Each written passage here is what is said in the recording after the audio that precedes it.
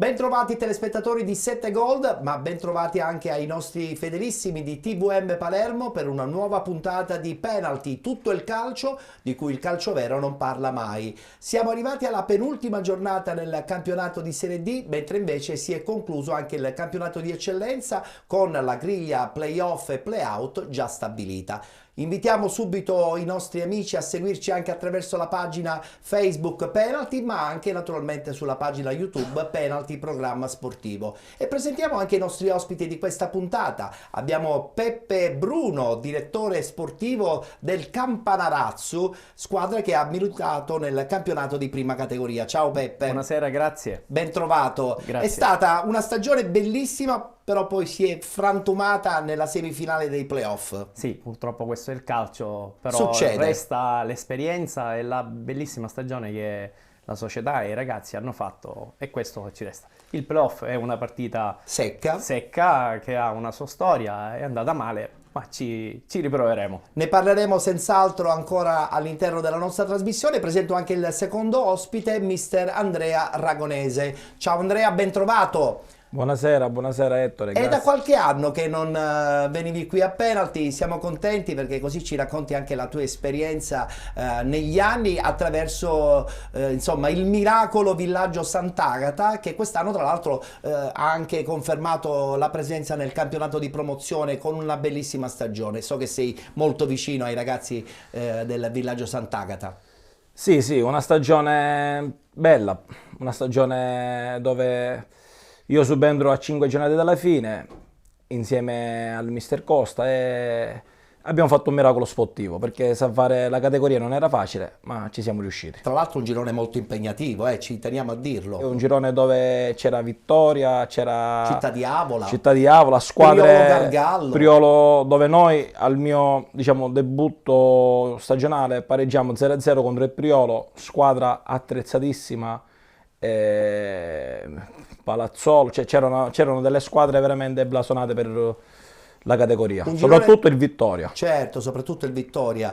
Allora, prima di parlare del campionato di Serie D, voglio riabbracciare di nuovo il discorso del campionato del Campanarazzo, stagione di prima categoria, girone ferreo, molto impegnativo, molto equilibrato, un girone vinto dallo Scordia. Sì, lo Scordia, come del resto anche il Noto, hanno dimostrato di avere qualcosa in più rispetto alle altre squadre.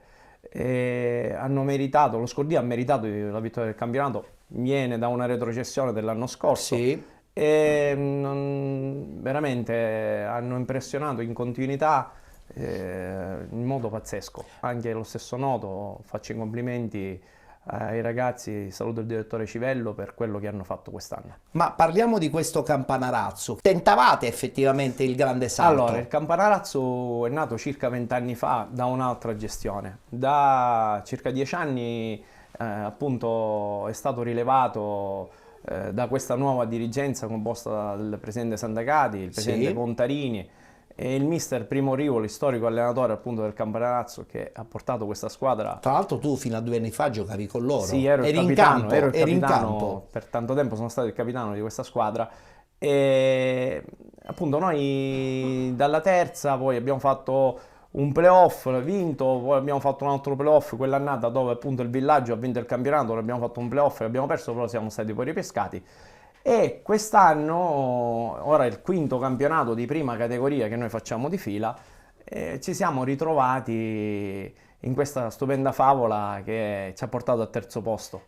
Questo ha buttato le basi per un progetto anche per la prossima stagione? Sicuramente sì. Sei stato confermato tra l'altro, Sì, le voci dicevano invece che tu avevi abbandonato. Sì, io sono stato confermato dalla presidenza e questo mi fa immenso piacere perché la fiducia che mi danno queste persone è tanta e io mi sento di ricambiarla con tanta stima. Quindi prossima stagione certamente interessante anche per Sì, stesso gruppo? Sì, si riparte da questo gruppo e si lavorerà per rafforzarlo perché sarà più difficile di quest'anno. È vero. Perché quest'anno potevamo essere una sorpresa, l'anno prossimo dobbiamo cercare di essere una conferma e tutti ci attaccheranno in modo diverso. Vedremo quello che succederà. Speriamo. Vedremo quello che succederà. Mentre invece voglio raccontare questa favola del villaggio Sant'Agata, perché il villaggio Sant'Agata è una squadra nata in un quartiere storico di Catania, che poi negli anni, stagione dopo stagione, insomma, anche con l'entusiasmo personale a parte del presidente, ma di tutti i ragazzi che ne facevano parte, insomma, li ha proiettati anche in un campionato impegnativo e costoso come quello di promozione. Andrea. Allora, Ettore, il villaggio Sant'Agata nasce nel 2016, dove noi iniziamo dalla terza categoria.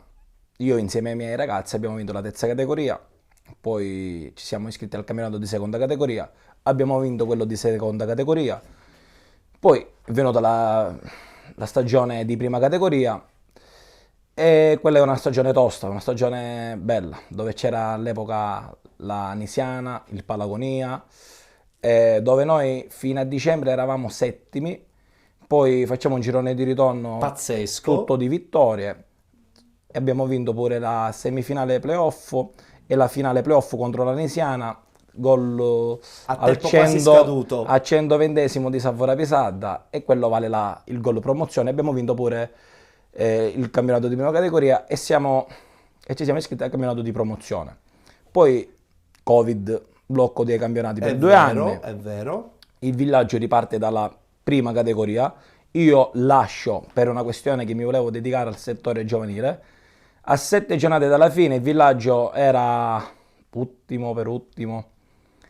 Ritorno un'altra volta nel villaggio, io insieme a Mister Costa, ci tengo sempre a precisare che io insieme a Mister Costa e tutto il mio staff, e salviamo nuovamente il villaggio Sant'Agata. L'anno successivo, ovvero la scorsa stagione, sì, facciamo un campionato di prima categoria tosto, dove c'erano pure i nostri amici di Peppe e Bruno, e ci siamo classificati terzi, abbiamo fatto lo spareggio playoff dentro casa dell'ACI Galatea, abbiamo vinto 1-0, abbiamo fatto la finale playoff contro il San Pietro e abbiamo vinto 3-1. Quest'anno lascio per una questione sempre che mi volevo dedicare al settore giovanile. sì.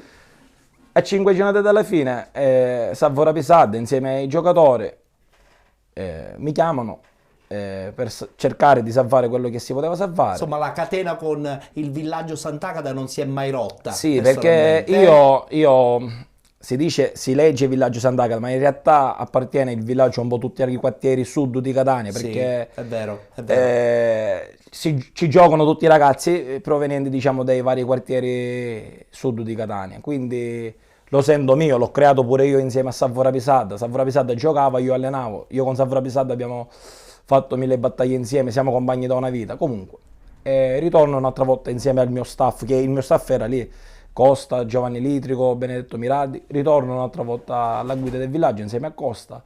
Avete fatto un altro miracolo. Abbiamo fatto un miracolo, sì, perché salvare il villaggio in promozione era un miracolo, perché, ripeto, e ci tengo a sottolineare, ci sono società che per vincere un campionato di prima categoria spendono tanti soldi, vanno a prendere i migliori giocatori.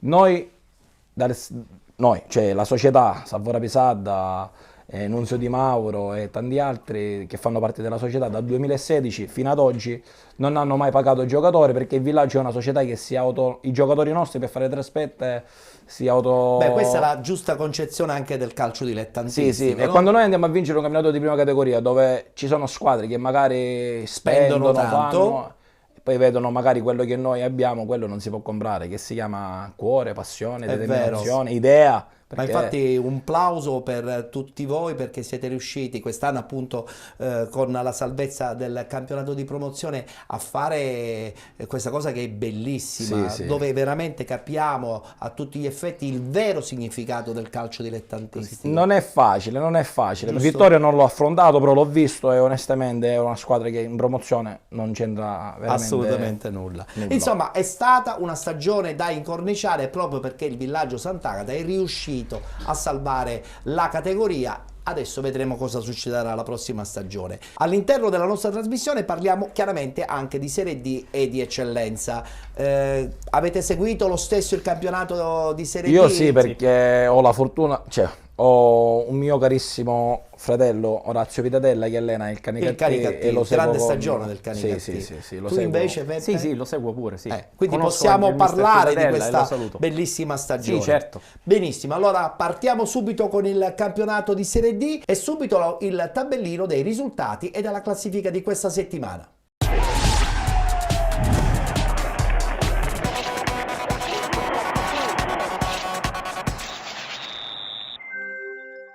Penultima giornata di ritorno, guardiamo subito la schermata dei risultati delle partite che si sono disputate domenica. Città di Acireale batte Locri 1909 3-0, Città di Sant'Agata batte Ragusa Calcio 1-0, FC Trapani batte Gioiese 1918 2-1, Licata Calcio batte Castrovillari 3-1, Vibonese Calcio batte Portici 1-0, Real Casalnuovo batte San Luca 1-0, Siracusa Calcio batte Acragas 4-0 ed infine LFA Reggio Calabria batte San Cataldese 2-0. Hanno riposato Nuove Gea Virtus e Canicattì. Con questa ennesima vittoria del Trapani, il Trapani praticamente stabilisce il nuovo record di punti per quanto riguarda il campionato di Serie D a 18 squadre. Complimenti chiaramente alla squadra guidata da Alfio Torrisi, ma soprattutto guidata in maniera straordinaria dal presidente Valerio Antonini. Guardiamo la classifica.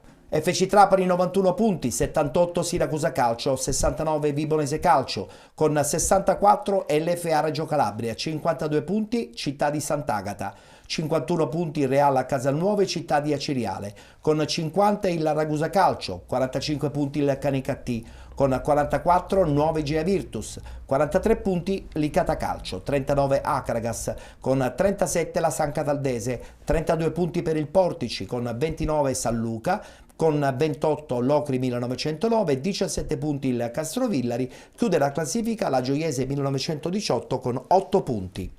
Domenica ci sarà l'ultima giornata per quanto riguarda la stagione, guardiamo subito le partite che si disputeranno domenica 5 maggio 2024. Acragas Portici, Canicattì San Luca, Castrovillari Gioiese 1918, FC Trapani Città di Sant'Agata, Nuove Gea Virtus LFA Reggio Calabria, Real Casalnuovo Siracusa Calcio, San Cataldese Città di Acireale, Vibonese Calcio, Licata Calcio, riposeranno Locri 1909 e Ragusa Calcio. Partiamo subito da questo 3-0 del Città di Acireale. Peppe, un Città di Acireale che nella parte finale della stagione sta regalando qualche sogno ai suoi tifosi. Sì. C'è ancora la possibilità di agganciare i playoff, ben vengano. Sì, una piazza come Acireale merita questo, è quello che hanno fatto l'ultimo mese e mezzo, è qualcosa di importante, dove può portare appunto la squadra in zona playoff. Per la tifoseria sarebbe una cosa bellissima. Bisognerebbe però pensarci prima, forse pensare di costruire una squadra già forte subito, soprattutto per una piazza come Acireale. Sì, questo sì, ma sicuramente loro il pensiero, l'impegno è stato questo di inizio stagione, poi qualcosa non è andato, però stanno cercando di raddrizzare questa situazione in modo favorevole per centrare questo obiettivo minimo. Voglio parlare adesso della Città di Sant'Agata, una Città di Sant'Agata che tra l'altro batte un Ragusa Calcio che proprio la scorsa settimana era dentro la griglia playoff. Andrea, un Ragusa che forse probabilmente si potrebbe pure accontentare di avere disputato una grande stagione, oppure un pensierino ai playoff forse lo aveva già sviluppato la settimana scorsa. Io penso che partite dopo partite, cioè una volta che tu raggiungi la salvezza, poi magari andare a fare i playoff. Insomma, te la giochi. Te la giochi. Però nei confronti di una Città di Sant'Agata, insomma, ha avuto qualche difficoltà, perché sappiamo benissimo che da un paio di anni a questa parte proprio il Città di Sant'Agata i playoff li fa e li gioca. Sì, però ripeto, tutto parte dalla programmazione di una società. Se una società tende a fare una salvezza, poi magari a metà stagione ti ritrovi lì davanti, allora ti getti ti giochi la chance playoff. Anche se siamo sicuri che questi playoff non garantirebbero a nessuno la possibilità di disputare la prossima stagione il campionato di Lega Pro. Si stabilisce orientativamente una classifica, però poi sarà veramente un terno al lotto. Bisogna sempre sperare che qualche società di Serie C non si iscriva oppure venga esclusa. Questa cosa chiaramente la potremmo vedere soltanto dopo, al termine dei playoff. Per intanto ci guardiamo comunque il servizio, la vittoria proprio della Città di Sant'Agata contro la squadra di Ignoffo.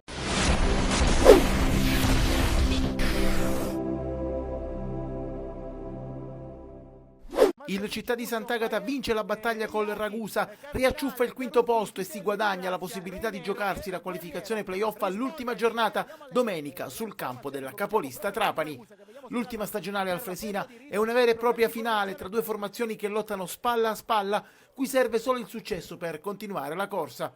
Primo tempo equilibrato, con il Ragusa che riempie bene il campo e il Sant'Agata che non trova grandi geometrie. Al secondo minuto Grasso si lascia sfuggire di mano un cross di Squillace, mettendo i brividi ai suoi. Al 13° Saverino si libera al tiro, ma stavolta Grasso è attento e devia. Dal corner seguente Squillace indirizza direttamente all'incrocio con la testa di Reinero che salva tutto. Al 19° ancora Squillace raccoglie sul lato sinistro dell'area, ma la sua conclusione è deviata in angolo. Dal corner ci prova Mincica, Grasso va ancora a vuoto, ma la sfera sfiora il palo. Al 28° squillo ospite con Iachi che recupera sulla tre quarti, ma il suo tiro è debole. Al 30° imbucata di Garufi e Iachi si inserisce con i tempi giusti al limite dell'area piccola, ma il suo colpo di testa è un passaggio per Iovino. Al 40° ancora il Ragusa pericoloso con Vitelli che in diagonale trova attento il portiere di casa.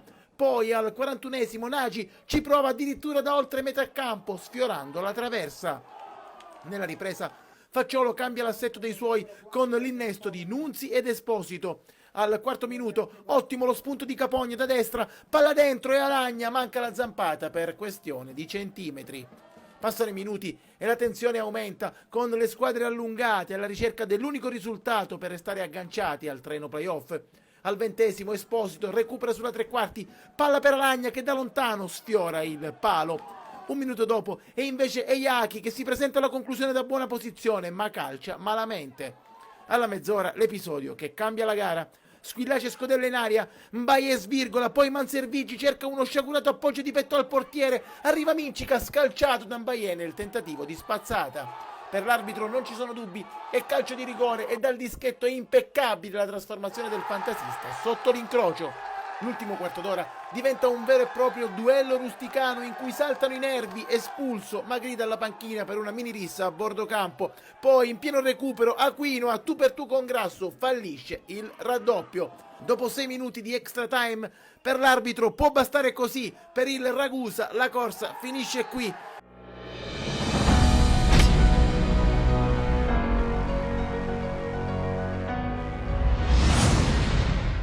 Record assoluto di punti per l'FC Trapani, 91 punti e ancora ce ne sono altri 3 possibilmente da guadagnare la prossima settimana. Hanno praticamente superato il Catania dei Miracoli dello scorso anno, addirittura hanno superato il record assoluto che apparteneva al Como. Quindi è la dimostrazione che la squadra di Valerio Antonini e di Alfio Torrisi quest'anno hanno fatto le cose per bene. Una battuta, Peppe. Intanto complimenti al mister per quello che ha fatto a Trapani e ha confermato la sua crescita fatta a Sant'Antonio, Paternò, e questa di Trapani è una cosa bellissima. Complimenti al presidente Antonini, è l'esempio della programmazione e di un progetto che questa persona ha iniziato e continuato in modo stupendo e ha portato questa squadra nei professionisti.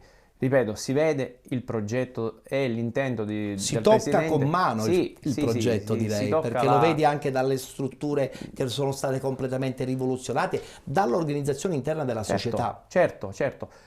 Ancora complimenti al mister Alfio Torrisi per quello che ha fatto. Complimenti. Alfio Torrisi è pronto per la Serie C, è stato già confermato dal presidente. Andrea? Io ad Alfio Torrisi l'ho affrontato nel campionato di promozione quando allenava la C Sant'Antonio. Sì. È una persona valida, i numeri sono dalla sua parte, quindi io penso che poi la categoria magari uno se l'ha conquistata, è giusto che la vada ad affrontare. E io, conoscendolo quel poco che lo conosco da avversario, è uno tosto e sono sicuro che farà la sua figura pure in Lega Pro. Ne siamo pienamente convinti tutti. Guardiamoci gli highlights e le interviste post partita. Vittoria fuori casa per l'FC Trapani contro la squadra della Gioiese 1918. Risultato finale 2-1.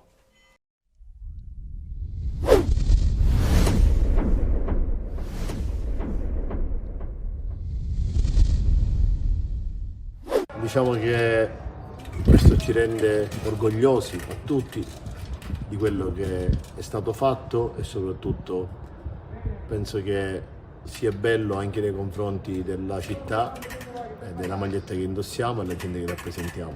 Quindi oggi uno step importante, un obiettivo importante raggiunto e quindi siamo tutti soddisfatti e contenti di aver aggiunto questo, tra virgolette, ulteriore verdetto al nostro principale, che è quello di aver vinto il campionato, un obiettivo importante insomma. Oggi secondo me è stato l'esame di maturità più difficile, proprio quello per eccellenza forse, perché venire qui, chiedere alla mente un approccio importante, una gestione della gara importante, un'ottima interpretazione e un ottimo svolgimento non era semplice per due motivi, perché si incontravano una squadra che aveva già vinto il campionato con una già retrocessa, quindi magari nelle mente del giocatore non era facile trovare motivazioni per cercare di svolgere una buona gara. Ancora di più, visto che oggi mancavano i trascinatori dello spogliatoio, tra virgolette, i più grandi, Sabatino, Cristini, Acquadro, Primi, Cocco, Prager.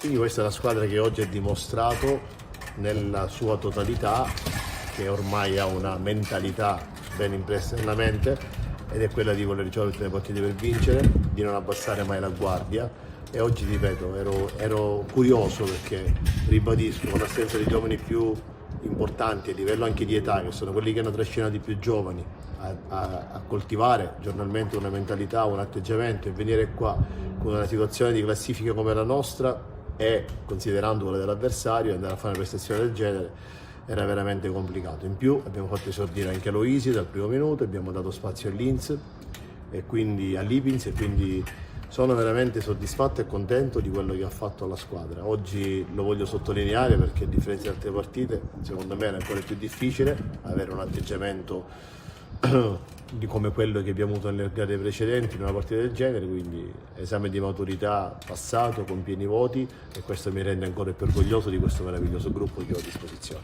Sappiamo la responsabilità che ci porta a indossare la casacca per cui lavoriamo ogni giorno, e nonostante ciò la squadra si è adattata bene, ha cercato, secondo me, a tratti abbiamo fatto anche delle buone giocate che sono quelle per cui lavoriamo in settimana. Ottimo anche il gol di Bez su una giocata che ormai è diventata continua, e quindi sono veramente soddisfatto perché la squadra cerca di mettere in campo anche nelle difficoltà oggettive come del terreno di gioco tutte le situazioni e tutti gli sviluppi che prova in settimana. Questa è una squadra che ormai ha uno spartito ben impresso nella mente, cerca di eseguirlo sempre, quindi ripeto, ma oggi abbiamo cambiato tanto e la cosa che mi preme sottolineare, di cui mi rende veramente pieno di orgoglio, è l'atteggiamento, che ancora una volta questa squadra dimostra di stare sul pezzo, e sono strafelice di quello che questi ragazzi fanno ogni settimana. L'obiettivo è quello dei 3 punti ogni settimana, noi non abbiamo altri obiettivi, sono quello di cercare in tutti i modi e provare a vincere. Poi quando non ci riusciamo si battono le mani agli avversari, perché non siamo da soli.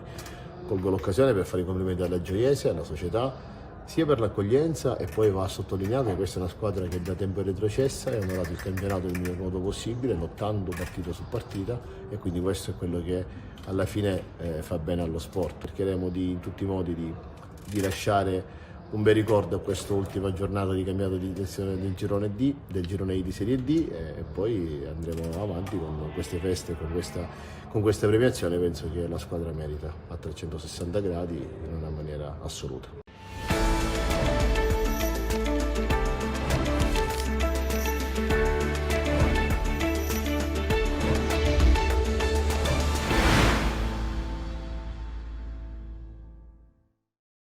È la volta adesso del Licata Calcio, stagione un po' particolare, inizio straordinario per il gruppo di Pippo Romano, poi è arrivata una fase di appannamento, forse magari dettata da una stanchezza mentale sul fatto che per esempio loro non giocavano in casa ma giocavano a Ravanusa. Questa cosa incide poi anche nella mente dei giocatori, forse la stessa società che in quella maniera forse guadagna anche di meno, perché giocare in casa si ha la possibilità di avere il pubblico e quindi degli incassi. A Ravanusa le cose sono un po' più difficoltose. Allora, non avere un campo non è una cosa buona, sia perché per la mancanza della tifoseria, ma anche per la testa dei giocatori, perché avere un fortino è sempre una cosa importante. e questo il Licata ha pagato questo. Naturalmente una società come il Licata, per blasone, per storia, deve fare molto di più e sicuramente si attrezzeranno con la struttura che l'anno prossimo sarà Dicono che sia pronta, dicono che sia pronta. Presumo che i progetti sono importanti. Voi questo problema del campo ce l'avete da sempre, se non sbaglio, Andrea, con il villaggio? Sì, il nostro fortino si chiamava Turati, uno dei campi più storici di Catania, ecco. Poi c'è stato l'incendio lì alla playa e è finito il Turati. Tu pensi che noi in 3 anni abbiamo perso sì o no 2 partite, quindi giocare in quel campo non era semplice. Beh, effettivamente il problema dei campi a Catania sappiamo benissimo è un problema atavico e chissà mai se si risolverà. Al secondo posto conferma per il Siracusa Calcio un perentorio 4-0 contro l'Acragas. Attenzione, l'Acragas che in questa parte finale, dopo aver raggiunto la salvezza, qualche risultato negativo purtroppo non piace, ma è arrivato. Peppe. Sì, l'Acragas era partita ad inizio stagione come una delle big del Anche girone. se i suoi propositi erano quelli di salvare Sì, la quello di categoria, però c'erano tanti presupposti per fare bene. Poi sicuramente avranno avuto qualche problema, che questa cosa non è andata alla grande. Si sono ripresi, hanno ottenuto la salvezza che avevano pronosticato ad inizio stagione.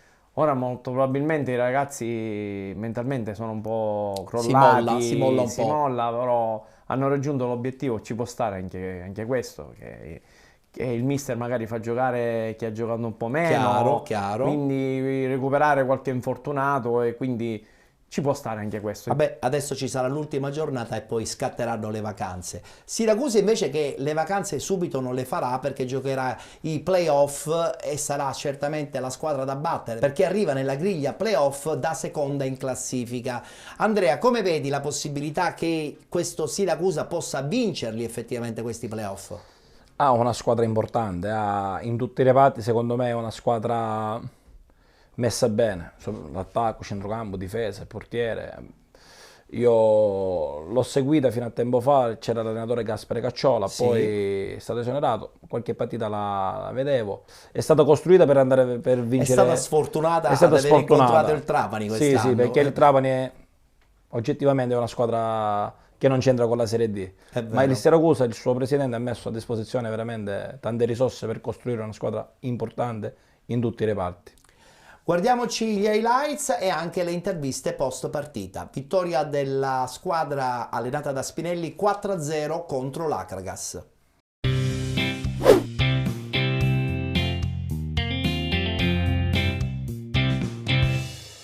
Una partita ottima, intensa, giocata molto bene con tante occasioni. Primo tempo a senso unico, è mancato solo il gol. Il secondo tempo, appena siamo riusciti a sbloccarla, si sono aperti gli spazi e è diventato ancora più facile. Quindi il merito più che mai va ai ragazzi perché hanno fatto una settimana straordinaria, quindi volevo rimarcare la serietà di questo gruppo al di là dei risultati, perché poi, come ho detto in altre occasioni, tendiamo a guardare solo il risultato, ma io vorrei elogiare l'impegno e la serietà che mettono in ogni allenamento. Quando trovi disponibilità da parte di tutti diventa un po' più facile, quindi chi entra sa che lo fa per determinare o per cambiare qualcosa e trovare, ripeto, trovare ragazzi disposti anche quando l'allenatore non ti sceglie dall'inizio, entrare con quella determinazione e quella voglia è fondamentale per l'andamento della gara. Quindi la disponibilità in questo momento da parte loro è totale e siamo contenti di lavorare con un gruppo così. Sinceramente io devo dire la verità che al primo tempo sono rimasto molto soddisfatto della mia squadra perché inevitabilmente sapevamo di dover venire a soffrire perché c'è una qualità diversa fra noi, fra i nostri giocatori e i loro giocatori, c'è un'esperienza diversa, però sapevamo di soffrire, abbiamo sofferto molto bene, significa che noi ci siamo comportati da un punto di vista tattico davvero bene, in maniera molto dirigente e quindi devo dire che ero contento, nello spogliatoio a fine primo tempo ai ragazzi ho detto che ero soddisfatto e che dovevamo proseguire su quella scia, perché secondo me quella era la maniera per portare la partita. Non si sa poi quale sarebbe stato il risultato finale, probabilmente avremmo perso ugualmente, però sono convinto pure che il Siracusa non aveva bisogno sicuramente di aver assegnato quel calcio di rigore, che non voglio dire che non sia al 100% calcio di rigore, però non sono convinto neanche al contrario. Diciamo che era un rigore molto dubbio, e se voi mi dite che non c'era, allora io me ne vado ancora più arrabbiato, perché la partita, ripeto, la posso perdere con altri episodi, però io non credo che il Siracusa non avesse bisogno di un calcio di rigore per sbloccare la partita. Il Siracusa ha talmente tanta gente di qualità che forse l'avrebbe sbloccata comunque, o probabilmente saremmo stati bravi, tanto bravi a tenerla sullo 0-0, e poi chissà se lo scherzetto non potevamo farlo pure noi. Il Siracusa non si discute, noi siamo usciti il primo tempo indenni, ma sapevamo che potevamo rischiare di prendere quello che abbiamo preso, 4 gol, 5 gol, 3 gol. I cambi sono fondamentali. Noi, al di là che avevamo qualche defezione, ma non è nessuna scusa, Siracusa è una squadra di altra categoria. Ci hanno sovrastato in tutto, cambiavano Maggio, che Sarao entrava Maggio, cambiavano che Russotto entrava Arcidiano, entrava Lofaso. Di che stiamo parlando? Stiamo parlando che noi cambiavamo un nostro giocatore, entrava un 2006, cambiavamo un 2004 e entrava un 2007. Questa è la disamina. Però voglio ripetere, Siracusa è grande squadra, e complimenti per tutto quello che si è fatto quest'anno, perché la Siracusa calcistica merita questo e di più, molto di più.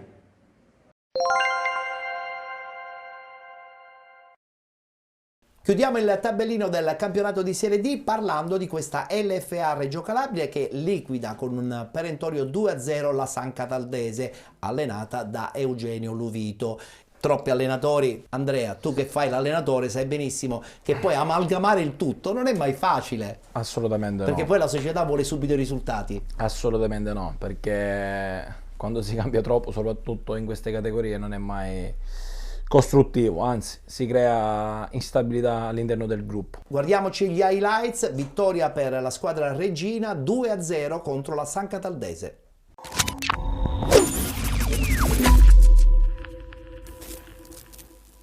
Vogliamo vincere i playoff perché vogliamo dare forza alla società in sede di ripescaggio per quest'estate, quindi crediamo che vincendoli saremo in Serie C. Credo che sia umano non approcciare benissimo queste partite, visto che hanno poco peso specifico riguardo al campionato, e la testa è ovviamente playoff.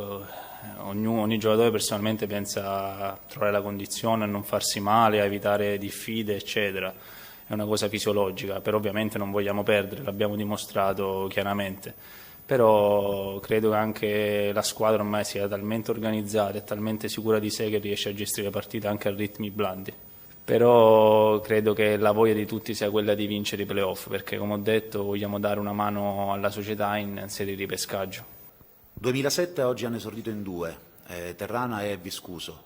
C'era anche Germano in panchina, un altro 2007. Diciamo che abbiamo una squadra molto giovane di ragazzi che, come dicevo precedentemente, erano all'esordio in uno stadio come il Granillo. Devo essere sincero, sono molto contento della prestazione dei ragazzi, dei più giovani, perché diciamo che è stato un lavoro crescente, perché da quando sono subentrato io abbiamo lavorato 2 settimane, abbiamo conquistato la salvezza con 2 giornate d'anticipo, con una grande prestazione. Hanno riportato tutto quello che abbiamo lavorato in campo e meritatamente ci siamo guadagnati questa salvezza. È stata una bella partita, abbiamo un po' sofferto il primo tempo perché loro alzavano gli esterni, c'era praticamente un 4 contro 4 dietro, abbiamo un po' sofferto sta palla dritta per dritta, abbiamo perso qualche duello, non siamo stati perfetti in questo. Secondo tempo abbiamo cambiato qualcosina e i ragazzi sono stati veramente eccezionali, era importante per noi dare continuità di prestazioni fuori casa, perché insomma fuori casa abbiamo un passo importante, questo è evidente, e quindi vincere da autostima, da consapevolezza, da entusiasmo, che è quello che noi cerchiamo, insomma. 2-0 per quanto riguarda la squadra reggina nei confronti della San Cataldese, che già da qualche settimana aveva anche festeggiato la permanenza per la prossima stagione nel campionato di Serie D. Tra l'altro Serie D che la prossima stagione vedrà ai nastri di partenza anche la Nissa, per cui che cosa succederà? Derby infuocato, no? Bellissimo, certo, la Nissa con la San Cataldese è un derby storico e non vedo l'ora di vederla questa partita l'anno prossimo, perché è una cosa è una bellissima. partita tanto attesa, soprattutto a Caltanissetta. Adesso ci fermiamo, abbiamo lo spazio dedicato alla pubblicità, tra poco rientreremo in studio, parleremo dei 2 gironi del campionato di eccellenza, campionato che si è concluso, e poi ritorneremo a parlare ancora di prima categoria e di promozione, perché i nostri 2 ospiti sono 2 degni rappresentanti. Abbiamo il direttore sportivo del Campanarazzo, Peppe Bruno, e poi abbiamo anche l'allenatore Andrea Ragonese del Villaggio Sant'Agata del campionato di promozione. A tra poco.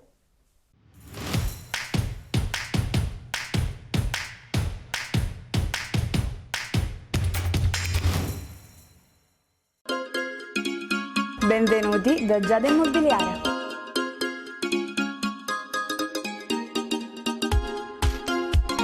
La professionalità come punto di partenza, la qualità dei servizi come riferimento essenziale. Tutto questo è Giada Immobiliare di Giuseppe D'Antoni.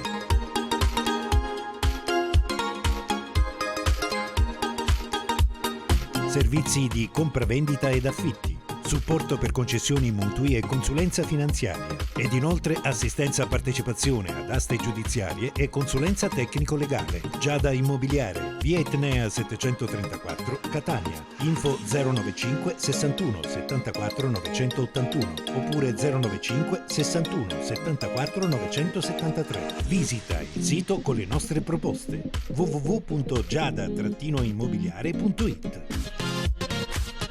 Giada Immobiliare, insieme a te per comprare e vendere.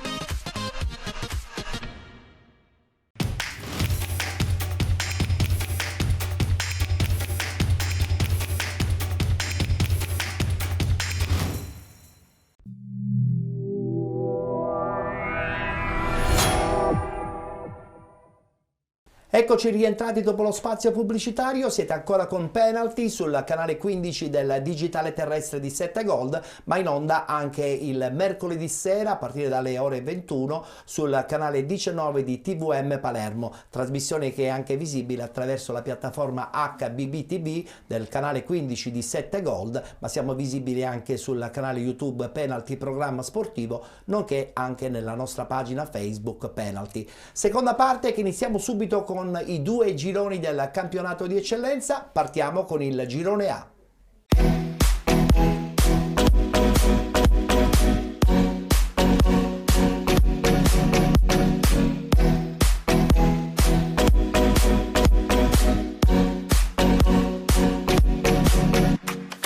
Ultima giornata, eccola qua subito la schermata dei risultati di domenica. Castellammare, Super Giovane Castelbuono 2-2, Unitas Sciacca batte Geraci 2-1, Athletic Club Palermo batte Mazzara 4-0, Don Carlo Misilmeri, Oratorio Sancile e San Giorgio 2-0, Fulgatore batte Folgore Castelvetrano 2-0, Mazzara 46 batte Casteldaccia 4-1, Nis FC batte Aspra 4-0, Profavara Accademia Trapani 2-0. Risultato finale di questa classifica già acquisito da qualche settimana, la Nis al primo posto, una conferma per la squadra di Nicola Terranova. 54 Mazzara 46, 47 Castellammare ed Unitas Sciacca, con 45 Super Giovane Castelbuono, 42 Don Carlo Misilmeri, 38 punti Athletic Club Palermo, 35 Oratorio Sancile e San Giorgio, 33 punti Folgore Castelvetrano e Geraci, 29 Casteldaccia, 25 Fulgatore, 20 punti per Aspra e Mazzara. È stata definita dunque anche la griglia playoff e playout.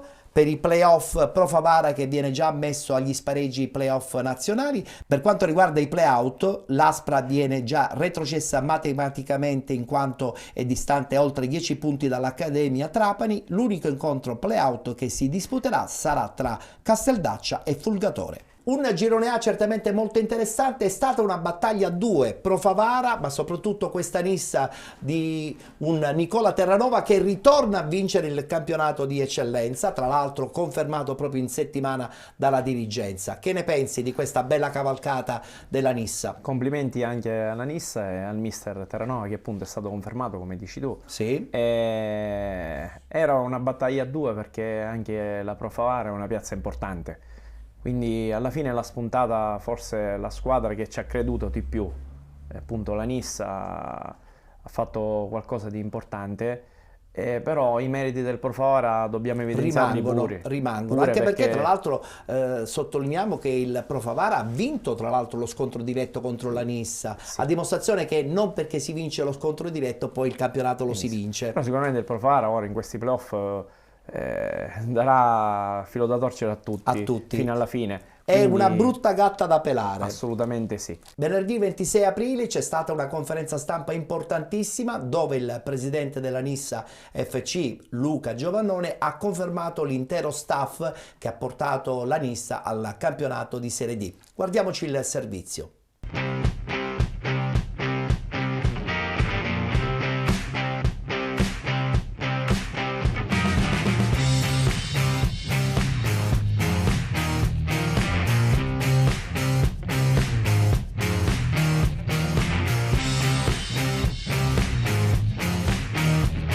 Giornata di presentazione della stagione 24-25, almeno una prima parte, perché c'è la conferma da parte di tutto lo staff tecnico. Siamo con Luca Giovannone, presidente di questa Nissa che festeggia, devo dire, questo grande straordinario salto in Serie D, e adesso viene il bello.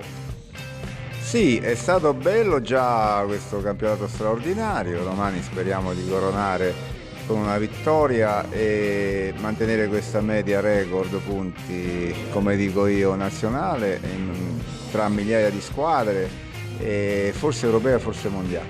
E sì, e arriva il bello della Serie D perché la Nissa mancava da 11 anni in questa categoria che comincia a diventare una categoria importante in cui arriveremo a giocare fino in Campania, ci saranno tante siciliane, anche qualche calabrese. E sarà un campionato appassionante dove noi vogliamo fare la nostra bellissima figura. In questa conferenza stampa abbiamo notato la parola progetto usata in maniera continua ma sicuramente costruttiva, tra l'altro anche con l'inserimento di nuovi partner che vi accompagneranno già a partire dalla prossima stagione. Questo ci fa pensare che i progetti sono ampi e probabilmente anche stuzzicanti. Beh, come ho sempre detto io anche un anno fa, quindi in tempi non sospetti, io non ero qui per fare l'eccellenza, per cui ora già siamo in Serie D e posso dire io non sono qui per fare la Serie D. Poi con tutto il rispetto per gli avversari incontreremo città più grandi di Caltanissetta, ma non abbiamo paura, faremo la nostra parte e cercheremo di competere anche con le città più grandi perché il progetto Nissa di Giovannone è ambizioso. È ambizioso come questo straordinario campo che a questo punto diventerà un catino proprio perché ci saranno tantissimi derby che probabilmente stuzzicheranno anche l'appetito, no? Sì, uno dei motivi per cui io sono qui è questo stadio davvero importante che ha Caltanissetta. Un altro motivo è la grande passione di calcio che ha questa città, che hanno i nisseni. Abbiamo fatto 2 volte sold out già in eccellenza, quindi mi aspetto tanto pubblico, tanti abbonati e tanti spettatori anche l'anno prossimo perché è diventato questo un appuntamento della domenica in cui tutta la città unita viene a tifare e a gioire per i colori bianco scudati. Si sta voltando pagina, si presenta questa stagione 24-25. Qual è a questo punto la battuta che vuole lanciare anche verso questi tifosi che abbracceranno dopo 11 anni il campionato nazionale dilettanti? Noi vogliamo vincere, c'è anche il coro, anche il nuovo inno, c'è questa frase che ho fatto inserire io, gli autori hanno accettato. Caltanissetta vuole vincere, questo è il motto che voglio trasmettere ai nisseni e ai meravigliosi cittadini di Caltanissetta, con cui si è sviluppato un amore reciproco da me verso di loro e viceversa. Era il 2021 quando Arialdo Giammusso, miglior dirigente della Nissa. Adesso siamo nel 2024, la Nissa festeggia questo balzo importante in Serie D con una stagione straordinaria. È passata tanta acqua sotto i ponti, ma credo che l'emozione da nisseno è sempre grande. Allora accolsi con grande piacere e anche emozione la vittoria di quel premio come migliore dirigente del calcio regionale di eccellenza e devo dire, per me che era il primo anno che facevo il presidente, fu un grossissimo risultato in un anno molto difficile nel quale il Covid impedì di svilupparsi il nostro progetto, ma arrivammo a una semifinale playoff e quindi per noi fu un grande risultato, un grande piacere ricevere quel premio che ancora tengo sulle pareti di casa mia con grande affetto. Adesso in questo 2024 si festeggia questo straordinario anno della Nissa, c'è un progetto importante, vedo che anche tu ne sei protagonista, oltre chiaramente al presidente Luca Giovannone, è una Nissa che vuole un calcio importante. Chiaramente all'epoca io avevo un desiderio, avevo un sogno che adesso il grande presidente Giovannone, il mio presidente, è riuscito a realizzare. È il sogno non soltanto della Nissa, ma il sogno di una città che ha voglia di riscatto e ha voglia di riprendere il suo posto nell'ambito nazionale del calcio. Con il massimo campionato dilettantistico è il primo passo, ma sono convinto che con la competenza, con il grande attaccamento del presidente Giovannone verso la nostra squadra andremo anche oltre nei prossimi anni e io ci sarò al suo fianco, perché una persona innamorata della Nissa, innamorata della propria città come me non può fare anche questo. Si festeggia questa straordinaria stagione della Nissa con l'investitura per la nuova prossima stagione 24-25. Siamo con Ernesto Russello, direttore sportivo della Nissa in eccellenza, ma direttore sportivo anche la prossima stagione in Serie D, e sappiamo benissimo quella è un'altra pagina. Sì, naturalmente dall'eccellenza alla D c'è questo gradino un pochettino alto, direi. E la società ha voluto già iniziare il suo percorso, scegliendo Russello di nuovo come direttore sportivo. Di conseguenza oggi avete visto tutti, c'è stata la riconferma del mister e del suo staff dopo lo straordinario campionato e il lavoro che hanno svolto. Io mi appresto a lavorare per il terzo anno consecutivo con mister Terranova, quindi da questo momento in poi ci sarà solo di riorganizzare, perché abbiamo dimostrato che in eccellenza siamo stati una macchina di guerra dentro il campo, ma anche fuori dal campo c'è stata un'organizzazione quasi perfetta. Quindi andremo a riorganizzarci con chi mi collaborerà e da lì aspetteremo le direttive della società per iniziare a lavorare sulla nuova stagione. Però attenzione, perché si parte da 2 su 2, 3 su 3. Probabilmente la prossima potrebbe essere la terza promozione di seguito. No, vabbè, per questo lavoro, per questo mestiere e nel calcio come nello sport ci vogliono tanti stimoli.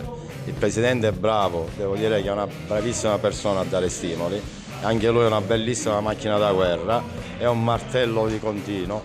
Lui vorrebbe sempre vincere, però capiamo che ci sono gli avversari, andremo a confrontarci con realtà super organizzate, con capoluoghi di provincia. Ci saranno tanti derby e i derby sono sempre dei problemi, perché chi nei derby si dà sempre il massimo, quindi là il valore proprio vero e proprio della squadra conta poco. Quindi andremo in questo campionato, un nuovo campionato per la Nissa, la Serie D, volando bassi. Poi vedremo che cosa dice il campionato, come sarà il girone, composto il girone, ancora naturalmente è presto. E ci sono ancora squadre che si affronteranno play-off, quindi vedremo, dai, ci sarà tutto il tempo possibile. Abbiamo avuto pure una grossissima fortuna che è quella di vincerla con qualche settimana d'anticipo, quindi già abbiamo programmato un pochettino, come ti dicevo prima, un po' di lavoro. Bene, allora che dirti, buon lavoro per la prossima stagione e almeno una settimana di vacanza. Grazie, questo sì, questo lo posso dire pubblicamente. Lunedì partirò col presidente Giovannone e con le rispettive mogli, perché era una promessa che mi aveva fatto all'inizio e la sta mantenendo. Anche là è stato un grande il presidente.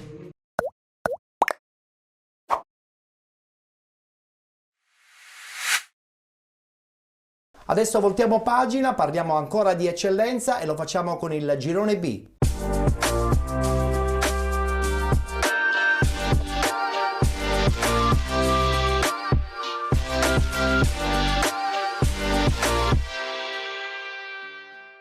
Anche qui ultima giornata, subito il tabellino dei risultati. Città di Gela batte Nebros 4-2, Imesi Atletico Catania 94, Milazzo 2-2, Leonzio 1909 Real Siracusa Belvedere 2-2, Mazzarone Calcio batte Mister Bianco 2011 4-3, Messana 1966 batte Ionica 2-1, Modica Calcio Enna Calcio 0-0, Rocca Acquedolcese batte Leonfortese 4-1, Paterno Calcio batte Santa Croce 4-0.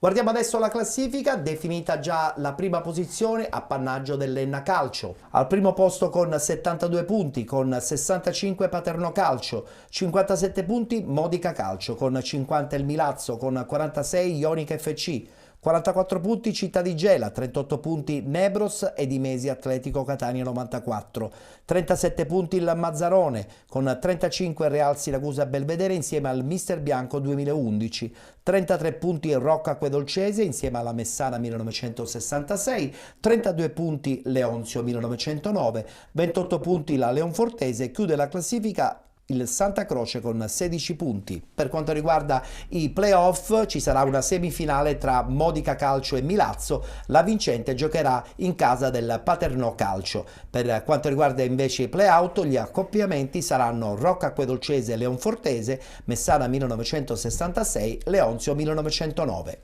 Voglio parlare del Modica e lo voglio fare, però prima ci guardiamo gli highlights e le interviste post partita dopo il pareggio 0-0 contro l'Enna Calcio.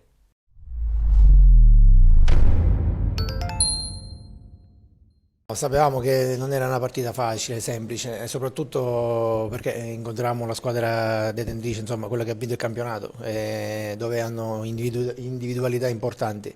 Alla fine penso che il pareggio sia il risultato più giusto. Speriamo, ripeto, questo a noi deve servire anche come, tra virgolette, passatemi il termine, allenamento per portarci ai playoff che sono adesso il nostro obiettivo. Ci siamo guadagnati sul campo questi playoff, quindi secondo me dobbiamo guardare solo in casa nostra. Poi se il Paternò dovesse vincere la Coppa Italia gli facciamo i complimenti, ma noi guardiamo solo in casa nostra. Sì, abbiamo fatto una buona partita contro una signora squadra e oltre al gol clamoroso non visto di Gabriele Cacciola, che è entrato di netto, abbiamo prodotto con fama almeno 3-4 palle gol. Dall'altra parte comunque anche l'Enna si è proposto bene e ricordiamoci che comunque è una squadra che ha un trend importante, ce la siamo giocati alla pari. È stata soprattutto una partita bella, vera, fino all'ultimo, e questo è secondo me il miglior segnale a questo sport. Una squadra che hanno fatto bene e sicuramente noi il primo tempo forse siamo partiti meglio, sia nell'atteggiamento sia in alcune giocate. Loro è una squadra consolidata e ha saputo reggere, escludendo, ripeto, quell'episodio in cui credo che oggi probabilmente lo gestiamo così, però in altri momenti sarebbe stato, credo, un dramma sportivo, perché effettivamente è un errore clamoroso. La partita di oggi lascia il tempo che trova, noi eravamo già in vacanza da 2 settimane, abbiamo fatto la nostra partita e c'è poco da commentare. 4 anni fino ad oggi molto belli, importanti, è stato un crescendo anno dopo anno. Quest'anno chiaramente abbiamo coronato un sogno che si inseguiva già dall'anno scorso, emozioni indescrivibili ovviamente. Vincere è sempre una cosa bellissima, farlo in una piazza come Enna che alla vittoria mancava da 34 anni ovviamente ha un sapore diverso.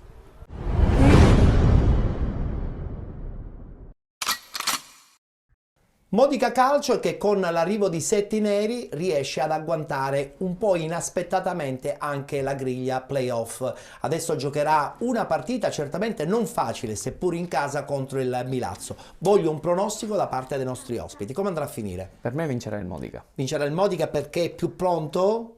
Vincerà il Modica perché è più squadra. Però attenzione, perché la squadra del Milazzo allenata da Venuto è una squadra di esperienza. Andrea, anche tu sei d'accordo con Peppe? Assolutamente sì, secondo me il Modica è più ha un organico, secondo me, più attrezzato per poter vincere questa partita. E poi si giocherà la finale contro il Paternò. Anche lì sarà un ternallotto, no? Perché poi il Paternò dovrà giocare su 2 fronti e lì, lo abbiamo detto, non è mai facile, perché giocare mentalizzando anche il gruppo su 2 partite pesanti e difficili non è mai facile, seppur mister Raciti ha l'esperienza giusta per affrontare questa tensione. Siamo nella parte finale della nostra trasmissione, ritorno a parlare giustamente delle vostre belle realtà, ritorno a parlare del Campanarazzo che, da quello mi hai detto, probabilmente la prossima stagione siete pronti per un ulteriore passo in avanti, quindi magari con inserimenti di nuovi giocatori per migliorare la rosa e forse anche, chissà, la speranza di avere ulteriori sponsor che possono permettere il passaggio ad una categoria superiore. Sì, noi quest'anno abbiamo fatto un campionato importante, eravamo partiti per la salvezza, poi ci siamo ritrovati là e ci abbiamo creduto fino alla fine e siamo felicissimi di come è andato. Questo per quanto riguarda la passata stagione. Benissimo. Io però voglio sapere per la prossima, perché siamo stagione, molto curiosi. Noi puntiamo su questo gruppo e sulle motivazioni di questi ragazzi, perché quest'anno, sin dal primo giorno di allenamento, ci hanno dato tanta soddisfazione perché abbiamo creato un gruppo affiatato. Noi proveremo nella continuità di quest'anno, sapendo che non è facile. Non è mai facile, mai. Soprattutto poi confermarsi, certo. Assolutamente. Mentre invece Andrea Ragonese, prossima stagione in campo oppure ancora a guardare tanti giovani in giro per la Sicilia? No, in campo. In campo. Spero che arriva la chiamata giusta per andare in campo, perché io sto bene in campo. E il Villaggio Sant'Agata la prossima stagione che farà? Non lo so, questo lo deciderà il presidente, la società, io sono il tecnico, io ho finito la mia stagione con il Villaggio Sant'Agata e ora qua davanti con... Giusto? Con nuove sfide. Con nuove sfide. Allora io ti auguro un in bocca al lupo per tutto quello che verrà la prossima stagione. Grazie per essere stato con noi, ad Andrea Ragonese. Grazie a te, grazie. Grazie ad Andrea Ragonese, grazie anche a Peppe Bruno. Porta i saluti da parte di tutta la redazione di Penalty al gruppo del Campanarazzo, che la prossima stagione, da quello che hai detto, insomma, vorrà dire la sua. Sì. E siamo contenti. Proveremo a giocarci le nostre carte, anche sapendo però che dobbiamo stare con i piedi a terra e con una realtà quotidiana che è difficile. Lavorare, perché poi alla fine il lavoro paga, ne siamo tutti consapevoli. Chiudiamo qui la nostra puntata di Penalty, grazie per essere stati con noi, vi ricordo che questa puntata è anche visibile attraverso la piattaforma HBB TV del canale 15 del digitale terrestre di 7 Gold, ma è anche visibile nella pagina Facebook Penalty oppure sul canale YouTube Penalty Programma Sportivo. Noi comunque ci vedremo anche domani sul canale 19 di TVM Palermo, domani parleremo anche di promozione e di prima categoria. Grazie per essere stati con noi.